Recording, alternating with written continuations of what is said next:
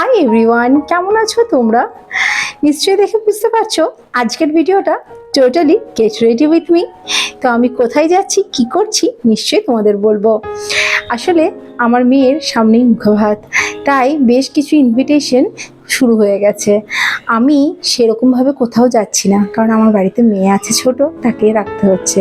কিন্তু সেদিনকে বেশ কিছু আত্মীয়ার বাড়ি আমাকে যেতেই হতো, তাই শাশুড়ি মা আর শ্বশুরমশাইয়ের কাছে আমার মেয়েকে রেখে আমি আর আমার বড়মশাই দুজনেই একটু বেরোবার ছিল।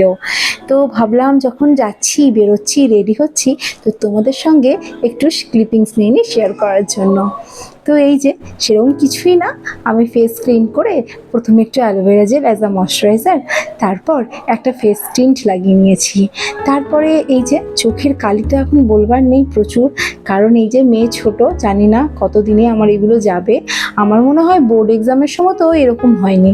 যাই হোক, কনসিলার ছাড়া কোনো উপায় নেই, তো সেটা একটু নিয়ে নিলাম। আর এই যে আমার গালে যে দাগটা দেখছো, এটা আমার মেয়ের প্রতিদান। আমার মেয়ে এখন সব কিছু ধরতে শিখেছে, তাই এখন মাকেও আদর করতে শিখেছে। মাঝে মধ্যে আদর করতে গিয়ে তার নখ দিয়ে আমাকে একটু নুচেও দেয়, যদিও সেগুলো ভালোই লাগে। তো এই যে তোমাদের সঙ্গে গল্প করতে করতেই রেডি হচ্ছি, হয়েই গেল। মুখটা একটু পাউডার দিয়ে সেট করে নিলাম, কিন্তু বাইরে যাচ্ছি, মেয়েদের একটু লিপস্টিক না হলে হয় বলো? লিপস্টিক তো আমাদের লাগাতেই হবে, কিন্তু আমি আবার একটা লিপস্টিক লাগিয়ে ঠিক শান্তি পাই না। মনে হয় কেমন একটা কালার এলো, কেমন একটা কালার এলো, তাই সবসময় দুটো কালারকে আমি মিক্সড অ্যান্ড ম্যাচ করেই লাগাই। তো তার সাথে এখানে আরেকটা শেড আমি ইউজ করে নিচ্ছি, যেটা পিঙ্ক অ্যান্ড নিউড শেড, দুটো একসঙ্গে মিশিয়ে বেশ ভালোই একটা শেড এসেছিলো। তো যাই হোক, কাজল তো লাগাতেই হবে, বাইরে আবার বৃষ্টিও শুরু হয়ে গেছে, তাই একটু চিন্তায় পড়ে গেছি কখন যাব, কি করব। এদিকে মেয়ে ঘুমোচ্ছিল, কিন্তু সে এতক্ষণে উঠে গেছে, কারণ এত দেরি হচ্ছে মায়ের রেডি হতে, সে তো উঠবেই, জানা কথা।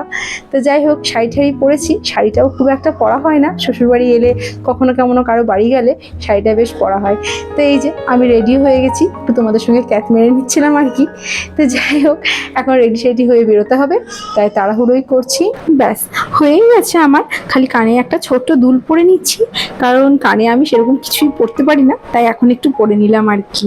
চলো এবার বেরোই, দেখা হচ্ছে একটি অন্য ভিডিওতে। এখনকার মতন টাটা, সবাই খুব ভালো থেকো।